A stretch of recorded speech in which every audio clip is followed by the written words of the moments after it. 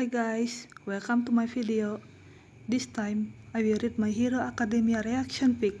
No such thing as a painless listen. Credit goes to author Russ Jennison on AO3. So, if you want to read it on AO3 please.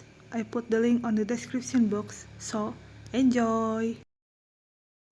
This is not my bedroom, was Izuku first, confused upon opening his eyes to a completely white room. It was quickly followed by the realization that he was already standing up, which was also odd, considering that he never slept in any position other than sitting or lying down. He was pretty damn sure the last thing he had done was go to sleep in his room. So why? Maybe he was still dreaming. That was the simplest explanation. But what if he once? Could he have been kidnapped somehow? Could a space like this be caused by a quake? Had the villain from the USC incident already stuck again? It had hardly been a day. Was his mom okay? Did they get any of his classmates? What about my, your man is standing abusive plus in seat? Izuku wheeled around. About 10 feet behind him sat an indistinct figure, presumably the source of the voice, whose body appeared to be as white as the world around them. The only way he could tell that there was anything there at all was due to the dark gray static that outlined their body. Izuku observed and gaze blew up and down the person's body, but he couldn't get any additional information. It was just an outline of a body, like how some crime TV show would put tape down to show what position a body had been found in, only in with the colors reversed. Well, there was one exception, one facial feature he could see. A wide, toothy grin. Did I startle you that much? I expect you to demand answer right away. Most everyone else did. Their voice once any help better. Izuku had read books where mythical or supernatural voices were described as being somehow young, old, masculine, and feminine all at once, but he never really knew what that meant until he heard this being talk. White! Izuku took a look as subtle as the being would sunk in. What do you mean most everyone else? Won't it be easier to start at the beginning? Introductions are important after all. A part of Izuku wanted to refuse and demand the answer to this question, but he took a breath and then gave into his knee-jerk reaction. He wasn't sure what was going on here, and was still really hoping this was a wet dream. But he got the feeling he just get more bruised up if he didn't play along for a bit. I'm Midoriya Izuku. May I ask who you are and what am I doing here? More polite than some of the other. The strange voice sounded pleased. As for who I am, there are some who would call me the World. Others might call me the universe, or perhaps God. But my personal favorite is truth. I'm all and I'm one, and I'm here to offer you a deal. It took Izuku a minute to decide if he should try and puzzle out that introduction or just poke ahead. In the end, he decided to prioritize figuring out what was going on. What kind of deal would someone like you to offer me? I'm just a kid in high school. You plan to be a hero, do you not? The hero in your world always shape the thing around them. But you bring that to an all new level. I can see the way you and your classmate bend this path of all across your path, and it drew my attention. My classmate? The other you were talking about? Indeed, them and a couple of teachers who will play a role in what is to come. What does that mean? What's coming? Izuku demanded. That information is what I offer. I can make the many things clear for you, though it will come at a price. One cannot get something for nothing, especially something as valuable as knowledge of the future even. You're offering to tell me about my own future? Among other things, and it will be more show than tell, but yes, I will give you knowledge of the future that is in store for you, and thus around you, as it is currently set to happen. What you do with the information will be up to you, of course, but I'm willing to bet a boy like yourself would find a way to save many lives especially since you will have the support of those around you. Izuku swallowed, trying to bring some moisture back to his dry throat. Knowledge of his own future? Knowledge that will save people life if he used it the right way? It sounds too good to be true. And how could he refuse with life on the line? But still. And what do you want in exchange? Exchange imply a trade, which is exactly what this is. You are crossing a bridge and must pay the toll for your rite of passage. So, what I have to pay? Izuku asked worriedly. In this case, the toll is pain. Any pain that your other self is shown to experience. You too will experience it. Is that the only condition? That I will experience what every bitter pain I will have control on my own body as I see the future? That is your personal toll for what you see. Keep in mind that you are not the only one being given this offer. Your classmate and teacher will be given the same knowledge as you, and they may see things you would rather keep hidden. Are you willing to go through the physical pain as well as the mental and emotional pain of having your secret revealed to others? The gear immediately began to turn behind Izuku's eyes. He thought of how he carried the secret of All Might, how dangerous it will be if they go out, and how he didn't want to betray his mentor.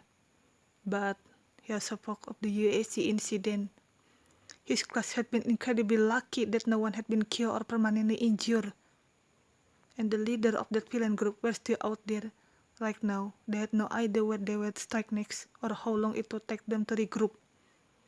They had been determined to kill All Might, and with what he saw of Shigaraki, the man up won't be deterred after one failure. If they were blindsided again, then a lot of people could get hurt or even killed. But if there was a chance he could learn their next move before they happen, then they could be avoided. When he talked about it like that, there was only one answer he could give. Yes! Izuku blinked once after speaking that word, and when he opened his eyes again, he was no longer surrounded by white. He was standing in a room that looked like a mix between a cozy living room and a movie theater. There was a large screen on one wall, with numerous couches, chairs, and cushions facing it. The room itself had a few different levels, making it so couch further back would allow people sitting in them to see over the head of those in front. Plus, there appeared to be a table of food in the very back of the room, and other supplies on a table next to it, and the door by them were labeled as bathroom or bedroom. Oh, and he was surrounded by his entire homeroom class. He probably should have mentioned. Everyone else looked about as stunned and confused as he did. Well, except for Bakugo. It was more angry and confused, but that was to be expected. Before any of them could say or do anything, there was a flash of light, and more people appeared.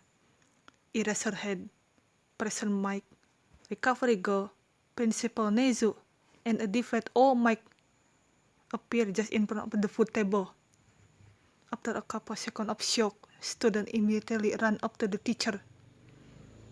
Their question of, "Where are we? What's going on? And did you see that thing too?" all blend together, until Nezu leaped upon the table and then onto President Mike's shoulder. He cleared his throat and gestured for silence. "May I have everyone's attention?" "Thank you. Now, for the sake of clarity, please raise your hand if you just had an interaction with a being called Truth that offered you secret and or future knowledge that would have saved life with the condition that you would feel pain along with your other self and might have. Information revealed about yourself that you do not wish others to know." Hand so went up all around the room until all of the students and teachers had their hand raised. Well, it certainly helped that we were all given roughly the same message then. "Now I have a message that Truth apparently wanted me to share with you." He pulled a piece of paper out of his coat breast pocket and unfolded it. "According to this, the vision we see will stop if the majority of people in the room stop paying attention to what is happening on screen. which I suppose will ensure we won't miss anything vital if we get distracted. Additionally, the show will be separated into episodes, so we can choose when to take break and let information sink in. This also say that we don't need to worry about the outside world because no time pass and there we were in here. Also, koi cannot be used in this space. What? Seriously? Bakugo shouted. He looked down at his hand and his finger twitched, but nothing happened. Damn it! I cannot get my explosion to go off. This prompted other students to try using their quick, only to confirm that they were being cancelled out by something. Those with mutation could keep some of their quick, since there was only so much that could have cancelled out without drastically changing their body. But they still suffer some effect. Suyu found she could not jump as well or stick to things, and Soji could not shape his appendage into a form other than what they were currently were. Thankfully, one of the appendages was in the shape of a mouth. Otherwise, he won't be able to talk to anyone. Well, might as well get this show on the road. Everyone find a place to sit, and so help me if I need come over and meditate this spot on sitting arrangement, Aizawa said as he walked over to the couch in the highest corner of the room. The other teacher followed him, and students slowly made their way around the room to find people they wanted to sit by. Many students wondered why the unfamiliar skeletal man had been transported into the room with them. But they were too busy finding friend and absorbing recent event to bother questioning it now. Truth had said that teacher that play an important role in the future would be here too. So, the few that thought about it more decided he was simply a teacher that they hadn't met yet. Before finding a seat, Izuku discovered that one of the back table had notebook and writing utensil. He grabbed a few before joining Uraraka and Ida. And when Momo saw him, she went and grabbed one herself. She was closely followed by Recovery Girl, who grabbed one of each teacher in the group. Once everyone was seated and looking forward, the screen lit. The first image on screen were of a playground in the afternoon. A very young Izuku was seen standing in defense of another little boy against Bakugo. Oh, Izuku-kun, is that you? You are so small and cute and trying so hard to be brave, Uraraka said from her seat next to Izuku. The trio Ida, Izuku, and Uraraka had taken over a couch near the front. And while Izuku blushed and tried to stammer that he hadn't really been any of these things, Ida hummed in agreement. I should have guessed you would have heroic instinct from a very early age. However, it's odd. Hey, city static! Bakugo was sitting near the back with Kirishima suddenly yelled up at the ceiling. You said we were here for the future. This is the past, you idiot! Did you lie to us? Why the hell it is so deco of people? I never lie. The disembodied voice of the threat sound parted muse for onion comfort. I agree to gain you a knowledge of the future to help save life. However, some event in the future will not make sense unless a certain amount of base information is stabilized first. And much of that information can be gained through Midoriya experience. So I'm merely fulfilling the term of the deal. You never say you saw us the past, Bakugo growled. To be fair, Momo interjected. They didn't say they won't show us the past, just that it would be information that would help us save people and won't include things that hadn't happened yet. That's the message I got anyway. Bakugo turned to level his glare at her, but he seemed unaffected. A very astute observation. Now, shall we continue? Truth asked. A ripple of uneasy murmuring swept through the room, and Bakugo had stopped growling, but the video continued nonetheless. The scene shifted to show a very young Bakugo and two other kids staring at Izuku. Bakugo mocked Izuku for trying to act like a hero despite being quickless. Student and teacher alike frowned in confusion at the declaration of Izuku's quicklessness. Having seen the boy use his very destructive quick for themselves, the exception to this was Izuku and Yagi, who glanced at each other nervously. But before anyone could question the apparent contradiction, the three boys on screen rushed at Izuku. The scene cut off abruptly, only to show a battered Izuku laying on the ground a few moments later. Ah! Izuku suddenly cried, his whole body flinching. Deku-kun, what's wrong? Uraraka turned to him, eyes wide with concern. Ida put an arm around Izuku's shoulder to steady him, while the boy hugged himself. Ah, my whole body suddenly feels sore. This would probably be the thought the truth mentioned. Nezu piped up from President Mike's shoulder. I guess this means all on-screen injury will cause pain to the viewer, not just future one. We are gonna feel past injury again? Oh man, that's gonna suck. Kaminari whined, thinking about everything that happened during the entrance exam, beta training, and USG Act. The other student can't help but agree. The teacher were looking a lot more concerned though. I already seen young Midoriya a few times and it's only the first week of school. Recovery goes high quickly. I know he won't be experiencing real injury, but he will feel like he is, depending on how close in succession this show make this injury come. The amount of pain Midoriya feel could grow to be a problem. Yagi felt the red starting to twist in his gut. He knew firsthand of how chronic pain could eat away at you. What Izuku end up feeling something similar by watching this? The scene showed young Izuku laying on his back still. But it was a grown Midoriya voice that spoke about finding out that people went equal in their society. Apply put, even if people claim that all are created equally, society certainly don't treat people equally, Nezu say. Pretty much, any society is going to have some inequality, Mama mused. Still, it must be a hard thing to learn at such a young age. I don't recall seeing such bigotry until I was much older than Midoriya appeared to be here. I remember the teaching starting at about the same age as him. Asida was longing on the question comment. Don't remember saying anything at the physical though. The scene changed to a teenage Izuku running down the street. Oh! Izuku surprised gave us people looking at him. The pain is gone! So, the only time we'll be in physical pain is if the on-screen version of us is shown to be in pain?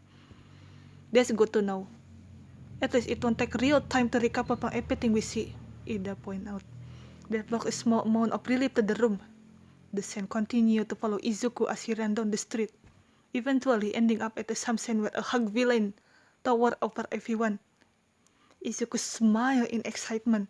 Aiza was seeing and muttered something about crowd and problem children. Person Mike pat him on the back sympathetically. Then the scene suddenly cut away, and Izuku's voice was heard narrating about when Quick had first appeared and how they changed the world. Near the end of the explanation, Mike was seen straining into frame. His appearance was great as it usually was, with cheer from the student and smile from the teacher. Well, the teacher but Aizawa, who just rolled his eyes instead. The scene cut back to the fight Izuku was watching. The villain swung over a metal tower that was cocked by a pro hero. Police were shown at the very front of the crowd, warning people back, but they were also watching the action. A hero called Backdraft was showing putting up a barrier between people and the fight, and warning them to stay back. And the police are keeping the crowd back, so you ask. Backdraft feel a little redundant right now. Aiza was saying again. Even with the police there, the civilians are standing far too close. Did you see how close they were to the falling tower? Something could have easily gone wrong there, and it even looked like some of the police have their eyes more on the action than the crowd.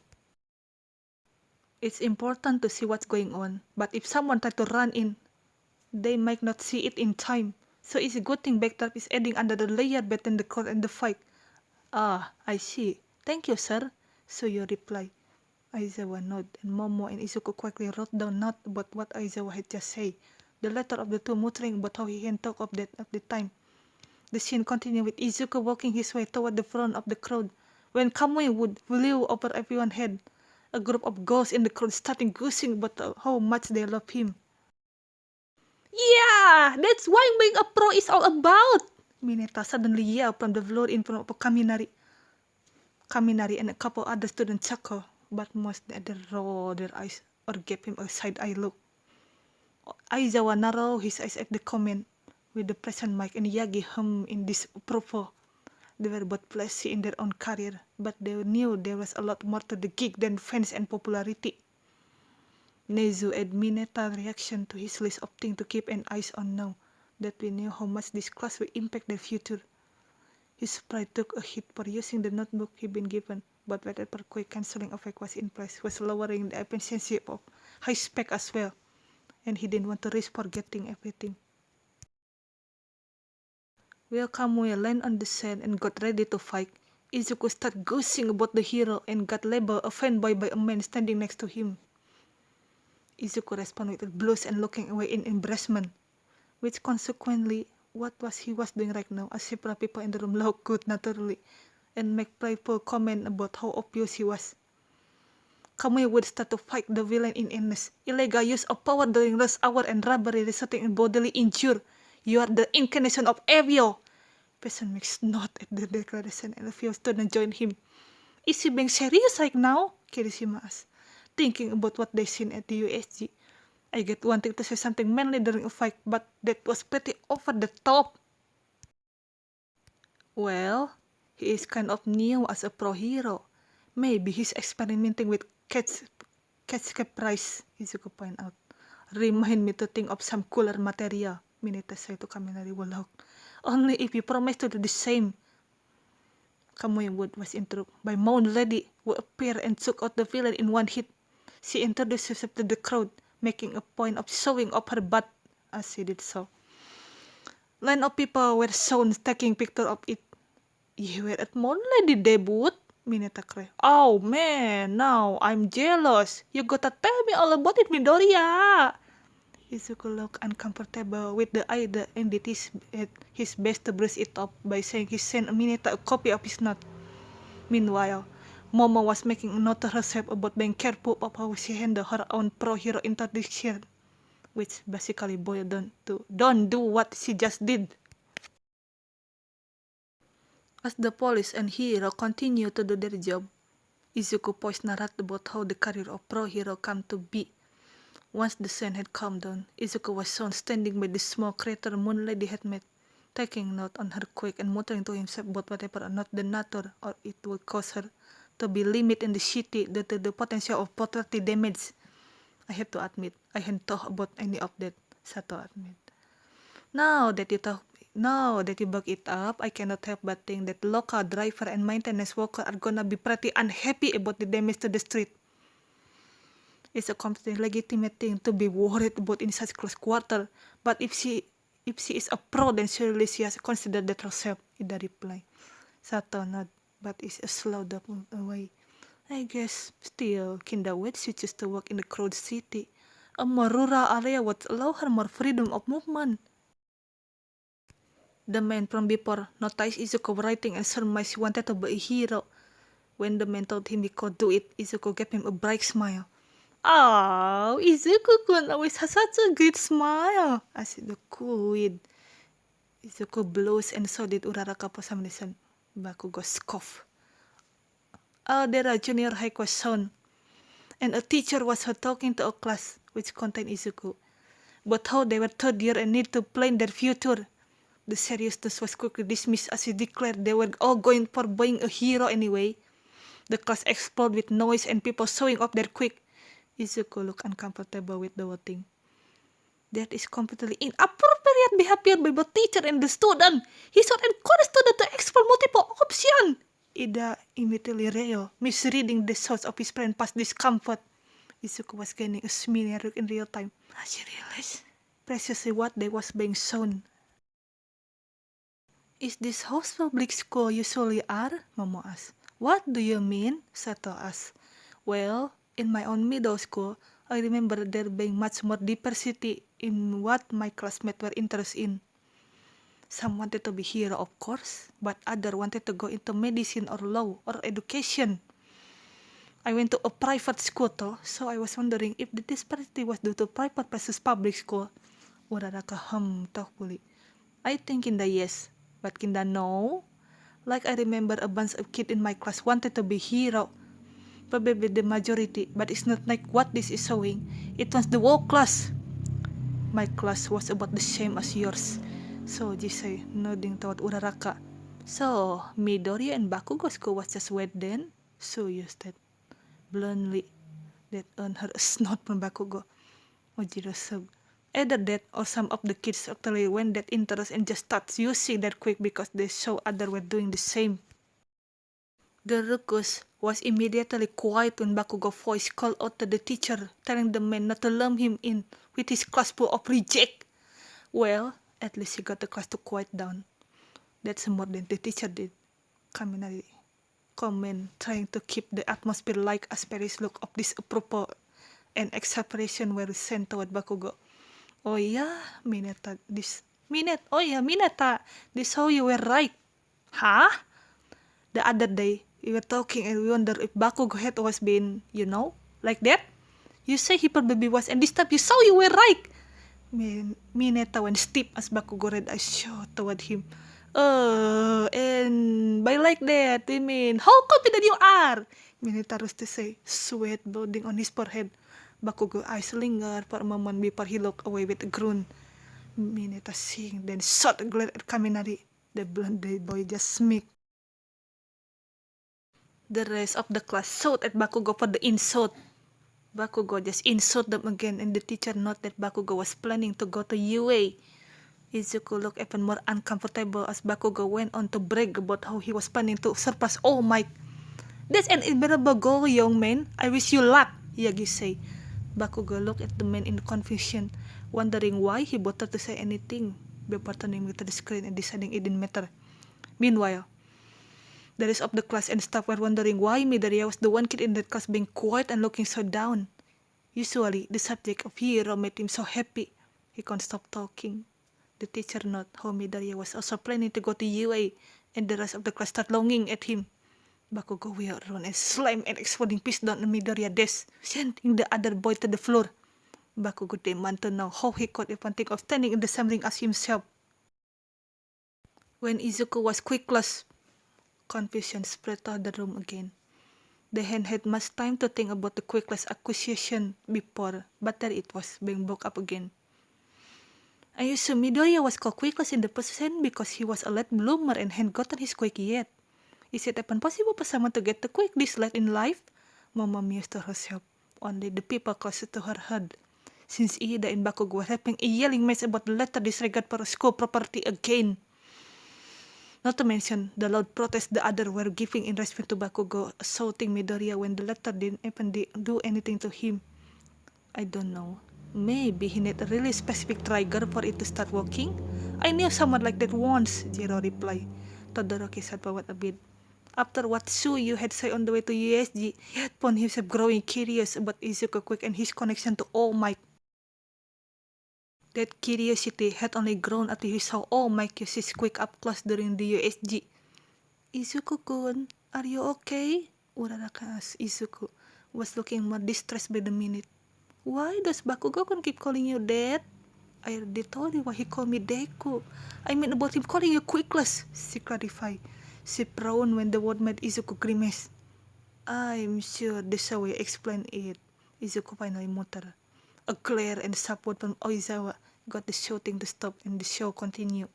Izuku quickly scoot back from Bakugo and tried to talk to him down. When Bakugo demanded to know if he was talking the test for fun, his palm became dark and his eyes glowed red, as did everyone else in the classroom. Before anyone asked, Truth interrupted as a couple people opened their mouth. Visual effects such as the repressions of a measure of how a person is perceiving the world around them. The smooth clashed after talking in what he looked like to Deku. Bakugo smirked. Well, that explanation occurred. Izuku's hand found its way to Uraraka. She stopped a bit, but then gave it a firm squeeze. As people in the classroom continued to talk down to Izuku, the scene suddenly changed to another part of the city. A woman screamed and a shot owner ran out and yelled, "Thief!" at a man made out of some sort of slime. Some in the room immediately recognized him. Bakugo growled in annoyance and Izuku shuddered slightly. The skinny form of Yagi was soon stepping out of another store. After hearing the commotion caused by the villain, his palm seemed to inflate and bulk up, and then a familiar voice spoke. I'm here! Oh, Mike proclaimed. There was a bit of silence, and the student 1A burst into question. What the heck? Did he just? He cannot be. What does that mean? How did that guy turn into All Might? Nezu tapped on President Mike's shoulder. He's seeing people letting out a long, high-pitched whistle. The chattering died down, and all the students turned to the teacher. I know you all have questions, but based on how things are progressing, I'm sure they will all be answered shortly. So, to keep things simple, I ask that you do your best to wait patiently.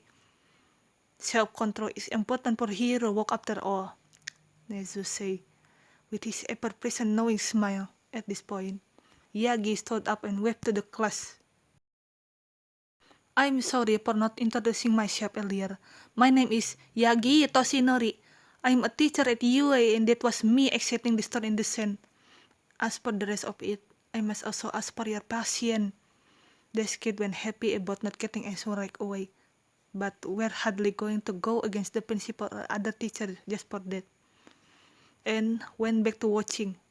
People were soon exiting Midoriya classroom at the end of the day. Izuku was packing his bag to go home until Bakugo grabbed Izuku's journal out of his hand. He and his friend looked at the journal's content. Then Bakugo uses quick to burn the notebook. Why do you always have to be such a jerk, Bakugo-kun? Uraraka demanded angrily. Other students were also giving him dirty look. Kirishima was looking increasingly disheartened by what he was saying. Shut it on, Pes! Don't talk to her like that! Ida yelled back. And you had no right to destroy Midoriya-kun personal property! There were no reason for you to be so mean, Hagakure added. You don't know what you're talking about extra! Don't go! Before Ida could continue, another high-pitched whistle cut them off. Once they were quiet, Aizawa signaled for me to stop. I cannot punish Bakugo for something he did before coming to UA, but I can punish the both of you if you don't stop fighting. Aizawa glared at them. And just so we're clear, if you were to act like the Bakugo on screen currently is, either in there or at UA, there would be consequence. They both nodded their understanding and sat back down. Uraraka huffed in annoyance, but then sent grateful looks to both Hagakure and Ida. Izuku was still holding her hand, his nerve and need comfort overriding his usual anxiety and embarrassment. Bakugo tossed the journal out of the window, then started talking about how he wanted his backstory to be perfect by being the only person from their school to reach UA. He placed a hand on Izuku's shoulder, and it started smoking as he ordered Izuku not to apply to UA. There had already been some grumbling among the other students when they saw how Bakugo was acting. And it was getting louder as Bakugo continued to harass Izuku. When the hand on screen started smoking, Izuku let out small gasps and used his free hand to rub his shoulder. He knew it won't help, but it felt better than doing nothing. Uraraka and Ida gave him a worried look, but he quickly brushed the pain off as now was still getting a cramp. For some reason that didn't ease the look they were giving him.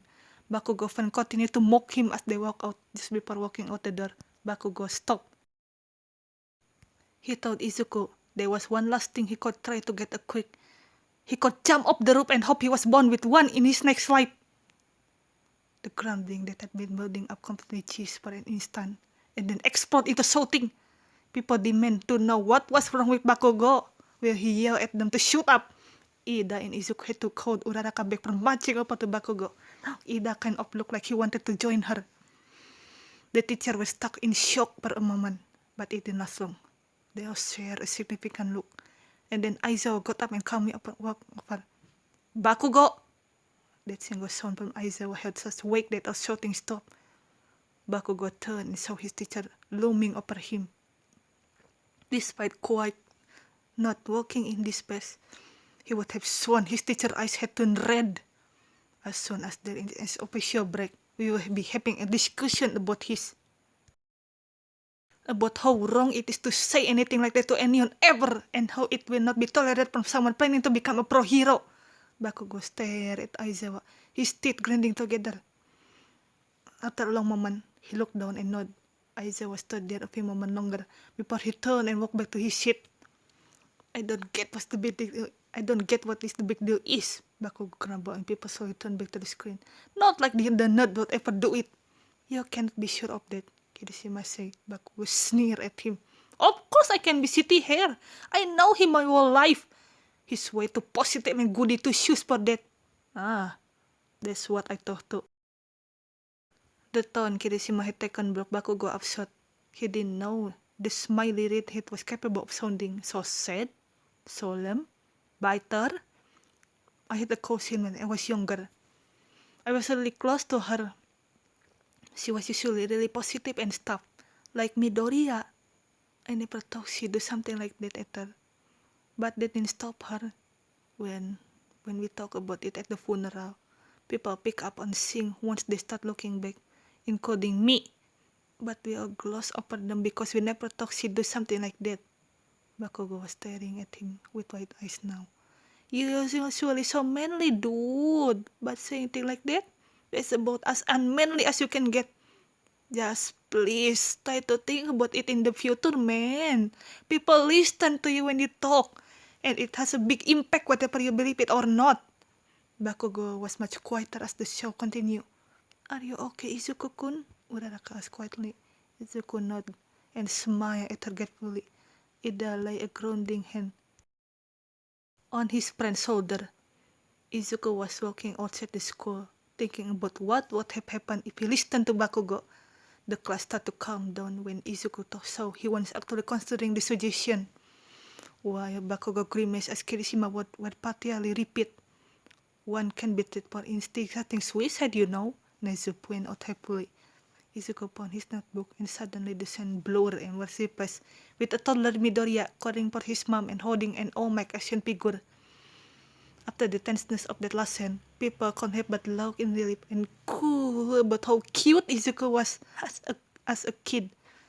Thankfully, this had the bonus effect of Izuku blushing, stammering Daniel and focusing on something other than the last scene.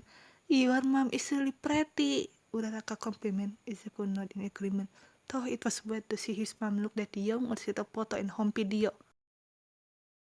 Later, Izuku begged his mother to help him get on the computer so he could watch a video. The video turned out to be an old one that essentially functioned as all-mic debut video. Izuku smiled widely as he watched his eyes shining. Oh my gosh, the cuteness! I cannot take it! It's overwhelming! Hagakure gasped. I know, that smile, the eyes, and oh my, he's actually imitating the look now. It's all too much. Ashida goose, clutching Hagakure's hand. Izuku's face was buried in his hand. Ida pat him on the back once again, while Uraraka pat his hand and tried not to laugh.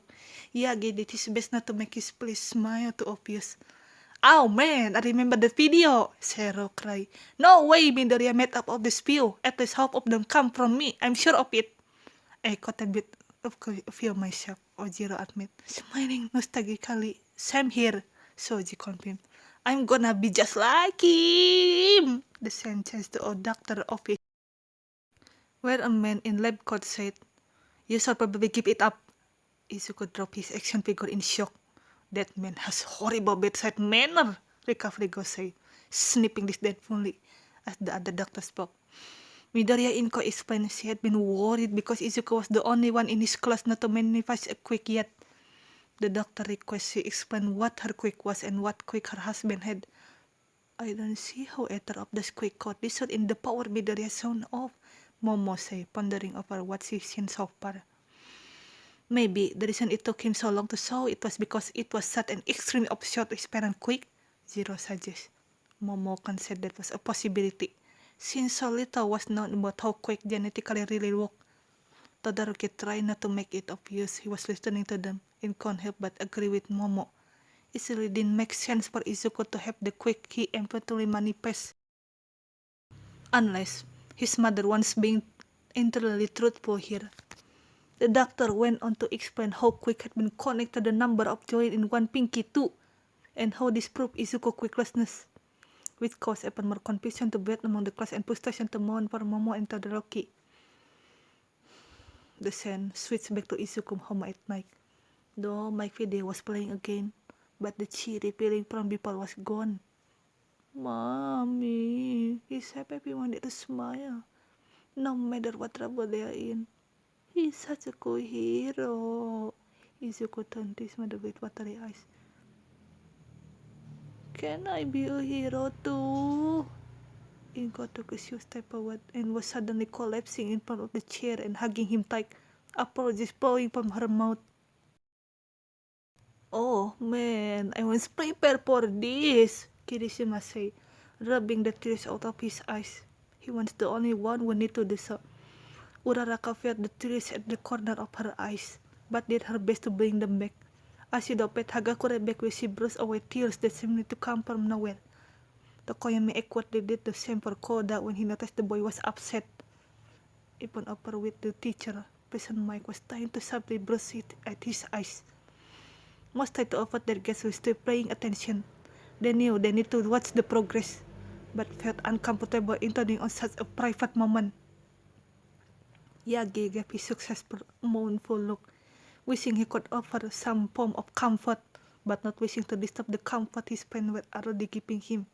Uraraka and Ida both had an arm around him now, and it looked like Izuku didn't mind in the least. And older Izuku said that was what he needed his mom to say before pressing back to the prison, where teenage Izuku was entering a tunnel on his way home from school. He gave himself a pep talk and walked into the tunnel imitating All Might look again. Kirishima cheered for Izuku's determination. Both that and Izuku on-screen action earned watery chuckle from several people, including Izuku. But then, he remembered what was about to happen. Sludge started flowing up from the manhole Izuku had walked over. He turned around and was shocked to see the slime villain from earlier looming over him. The villain looked as it started pouring itself into Izuku's mouth. "Deku-kun! Midoriya-kun!" Uraraka and Ida cried in shock as Izuku started choking and gasping at his throat. "Deku-kun! Deku-kun! Breathe! Recovery go!" Yagi realized what was happening before Izuku fainted, and he immediately rushed to Izuku's side.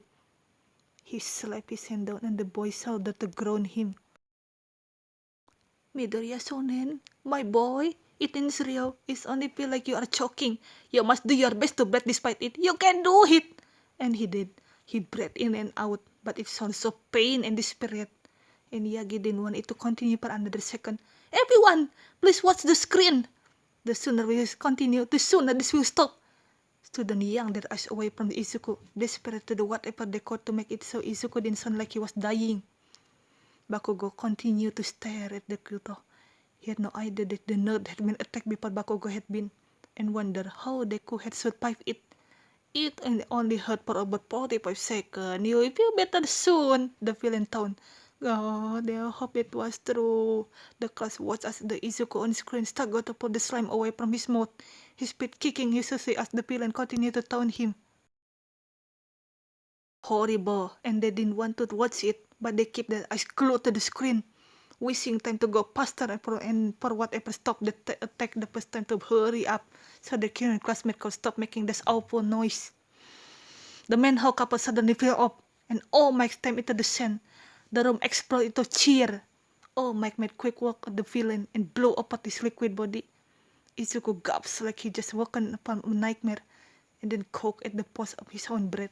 But then, he was breathing normally once again. A collective sigh of relief was let out across the room.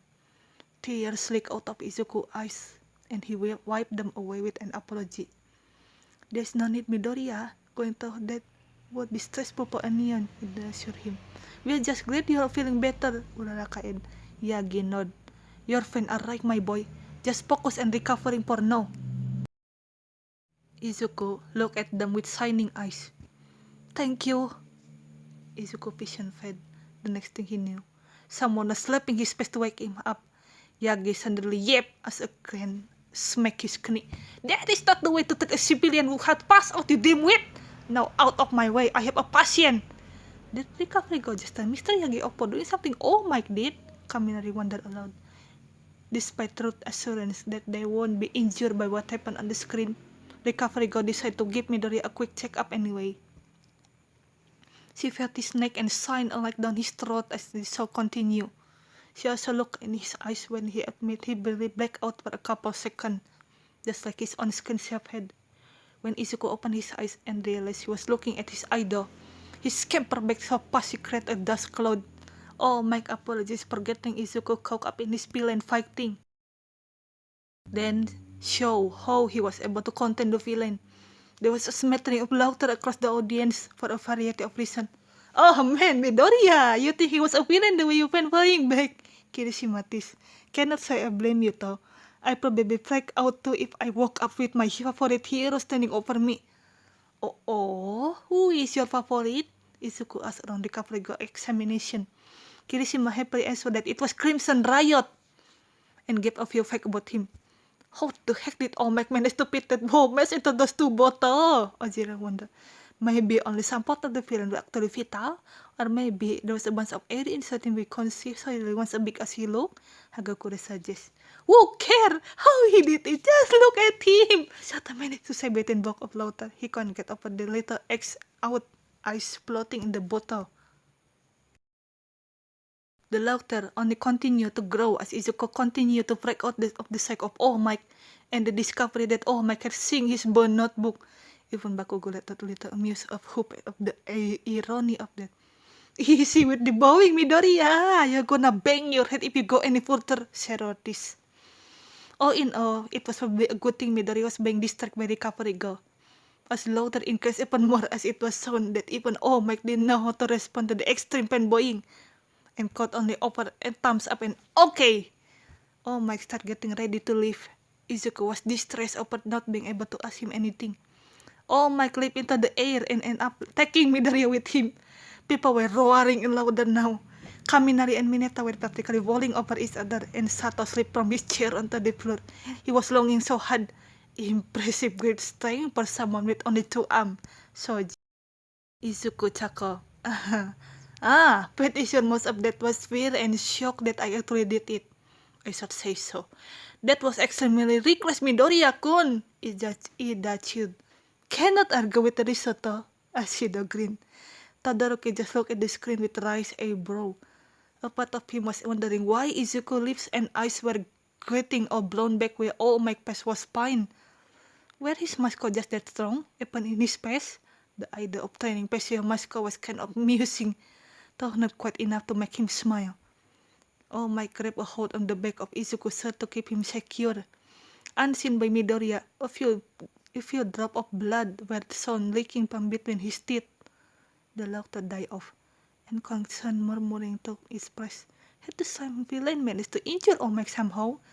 All Might and Izuku landed on the roof of the building. All Might instructed Izuku to take the stairs down, where he walked to the side of Izuku went after him. Word ran through Izuku's mind, echo of all the people who had discouraged him over the year.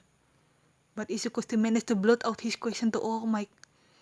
All Might looked back at him, and the shot held on the two of them on the rooftop as Izuku's narration was heard once again. The screen went black and the first episode ended. Oh, come on! Bakugo shouted. For once, everyone agreed with him. Let's go on the next chapter. I wanna see what happened, Ashida declared. Not yet, Aizawa said, drawing everyone's attention. He walked over to Bakugo and stood next to him. Remembering what he said earlier, Bakugo slowly got up and followed his teacher. Aizawa led him to one of the side rooms and closed the door. Do you have anything to say for yourself? Aizawa asked. About what? Bakugo asked tersely. You know perfectly well that! The anger seeping to his teacher's voice put Bakugo off any future affection. I didn't think he'd do it, Bakugo said. There was sounding more hollow to him than they did before. There's no excuse, Aizawa shot back. If I know you were this okay with murdering people, I would have expelled you the first day of class. What the hell? I'm not a fucking murderer! Telling someone to kill themselves so that you'll be okay with being one to. You hate when did you say? If someone killed themselves after you tell them to, instead far off from murdering them yourself. Acting so casual about it so you would be okay with their blood being on your hand. There's not even taking into account of the verbal and physical abuse you put him to, which is wrong in and of itself, and could make him worse likely to follow talk with your advice.